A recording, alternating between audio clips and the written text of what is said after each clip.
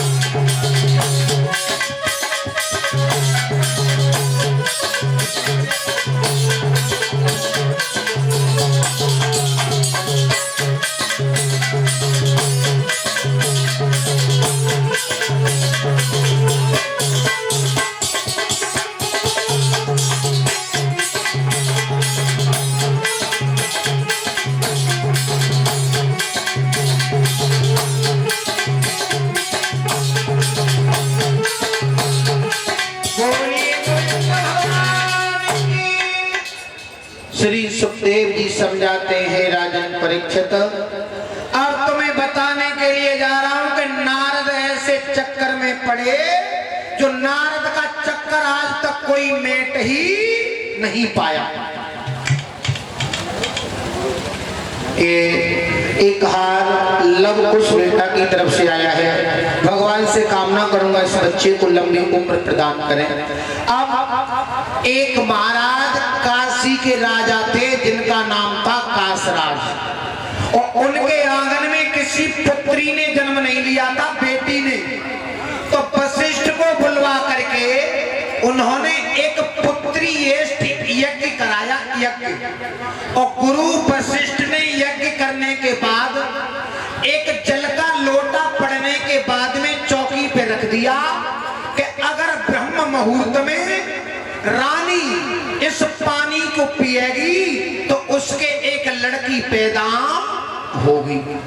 लेकिन भगवान की ऐसी कृपा, नारद घूमते घूमते घूमते घूमते भाई काशी में पहुंच गए।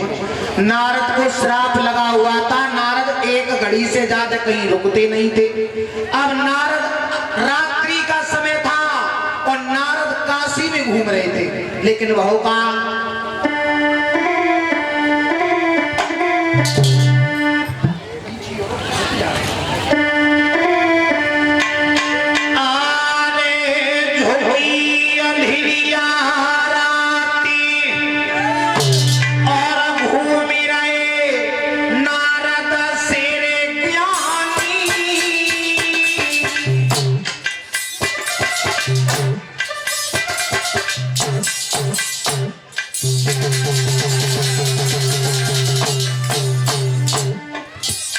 रात का समय था। महाराज नारद घूमते घूमते भाई काशी में पहुंच गए।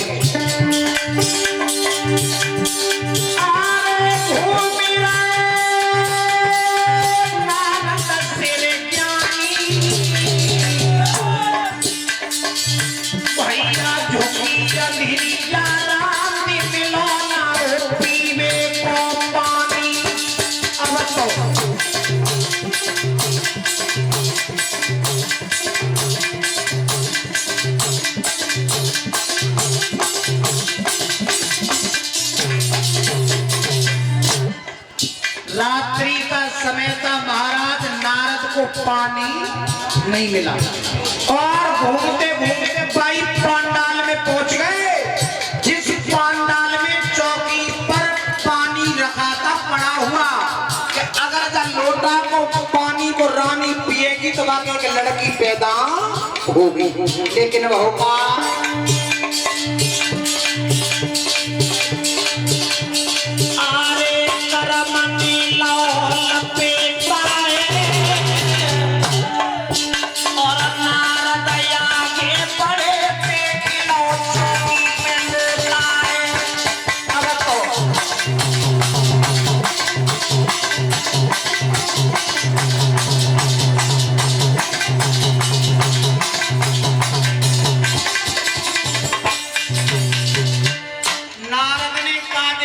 लोटा रखा है चौकी पर। नारद बड़ा खुश है। नारद ने कही वो प्यास लग रही और वो पानी मिल गो, और नारद ने देर ना करी करो का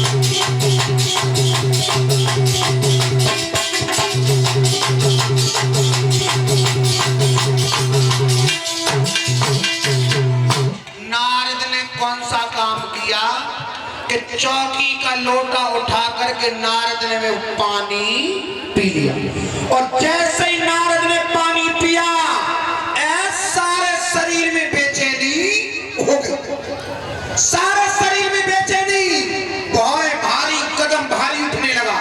तो देखो रात के समय में ही नारद ने वशिष्ठ के दरवाजे को खटखटाया। भैया, अरे भैया वशिष्ठ। जैसे ही वशिष्ठ ने द्वार खोलो। नारद का बात है? बात का है भैया, में सब शरीर में बेचैनी है रही है और तुम्हें एक काम करने का मैं नवज पकड़ के देखिए वो का बीमारी है। और जैसे ही वशिष्ठ ने नवज को पकड़ा, ए नारद यज्ञ पंडाल में तुमने कोई सौदा छुई तो ना है? ओ भैया मैंने कोई सौदा न छुई, हाँ मुझे प्यास लग रही पर चौकी पर लोटा रखो पानी मैंने पी लो। पागल वो पानी तूने पी लिया? बोले हाँ। वशिष्ठ कहने लगे पागल वो पानी तो मैंने रानी के लिए रखा था कि अगर रानी वह पानी को पिएगी तो उसके एक लड़की पैदा होगी। ओ भैया अब का होएगो का जो लड़की पर रानी के पैदा होती होते हो गई।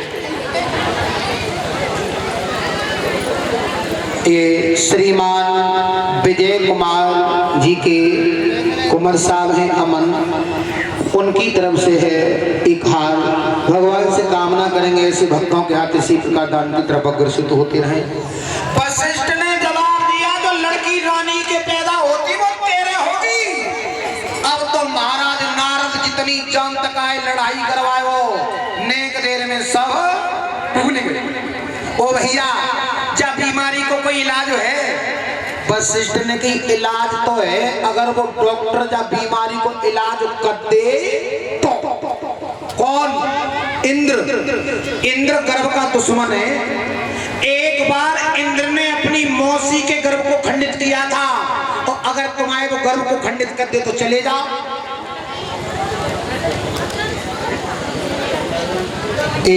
भोला भैया जो मुबारकपुर से पधारे हैं उनकी तरफ से एक हार आया है, धन्यवाद।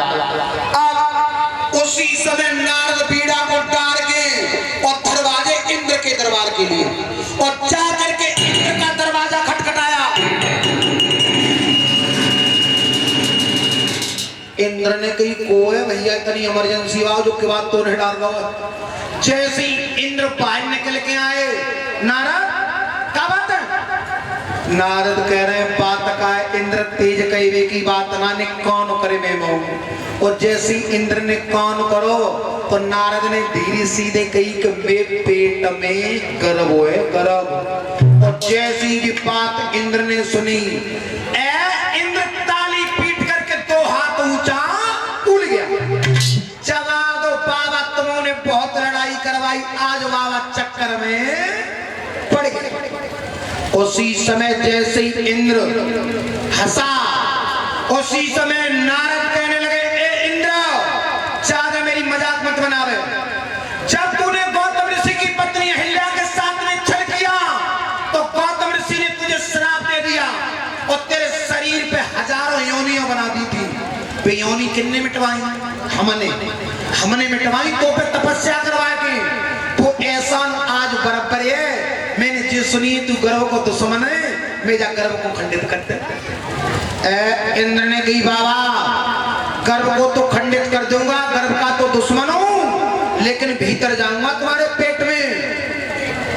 नारद ने कही ताते बढ़िया लड़की पैदा है जाए तो सही है, तो बड़ो पेट में जावे। बाबा परेशान मत हो, मैं छोटा रूप बना करके मुंह के द्वारा तुम्हारे पेट में घुसूंगा और तुम मुंह को बंद मत करना, मुंह फाड़ के ठाड़े रही हो। तो अगर तुमने मुंह को बंद कर लिया तो मैं तो मर जाऊंगा तुम्हारे भीतर पेट में और तुम मर जाओगे बाहर। नारद मुंह फाड़ के ठाड़े और क्या कह रहे हो भैया इंद्र, तुम्हें पेट में जब तक घुसो रही है जब तक मेरी बीमारी बिल्कुल कट न जाए। अब देखो नारद ने मुंह फाड़ा और इंद्र ने छोटा रूप बनाया और अपने हाथ में वज्र लिया और नारद के पेट में बीमारी को काटने के लिए घुसे। बहु का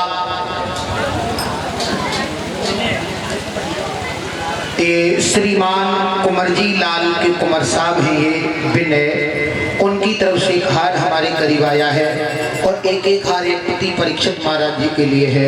भगवान से कामना करेंगे ऐसे भक्तों के हाथ इसी प्रकार दान की तरफ अग्रसित होते रहे। नारद मुंह फाड़ के ठाड़े और इंद्र ने अपने हाथ में वज्र लिया और कौन सा काम किया?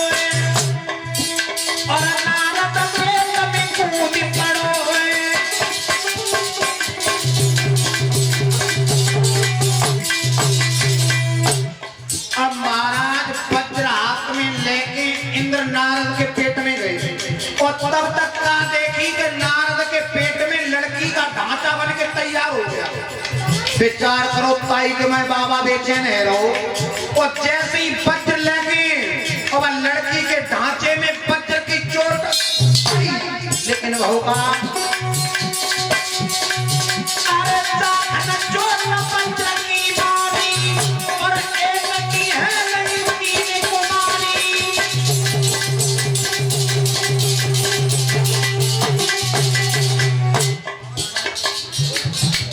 एक हार ये लोहे की तरफ से है। धन्यवाद।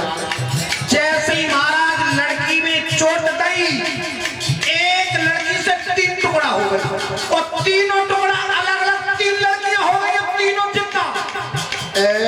इंद्र ने विचार करो जिकाया रो भैया, तीनों लड़कियां एक दूसरे के ऊपर धर के जैसे दूसरी चोट, लेकिन होगा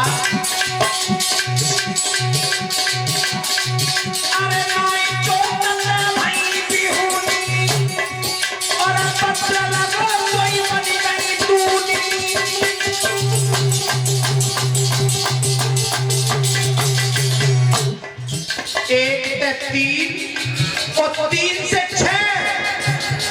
विचार करो भैया जी, बीमारी कटका रही है जी तो पड़ रही है। चलो लौट चलो। जैसे इंद्र बाहर निकल के चले, विचार करो चलो एक बार और अजमा के देख ले।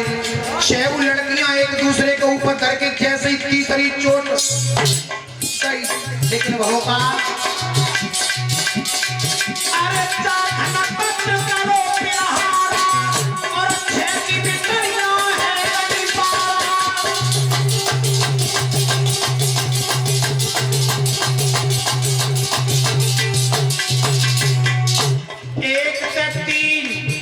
महाराज और 3 के 6 और 6 के 12। इंद्र ने विचार करो नेक वज्र के छुई को तो नेक देर में 12 दूनी 16। देख लो 12 दूनी 16 जी पढ़े लिखे मेरे भगवत श्रोताओं, विचार किया कि नेक भी वज्र छू गया तो नेक देर में 24 बही गई ताकि मैं निकल चलो। और जैसी बाहर निकल के आए और तब नारद ने बड़ा गहरी सांस ली, तब पूछी हो भैया, अरे तब नारद ने वचन भरमाए और भीतर गए घोषणा कर आए।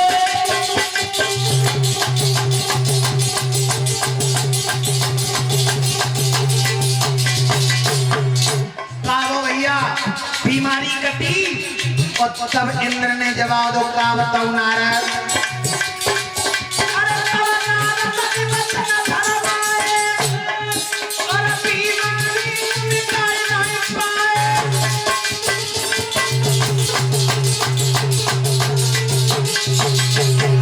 अरे बीमारी को मिटाई नहीं पाए और एक विधि करे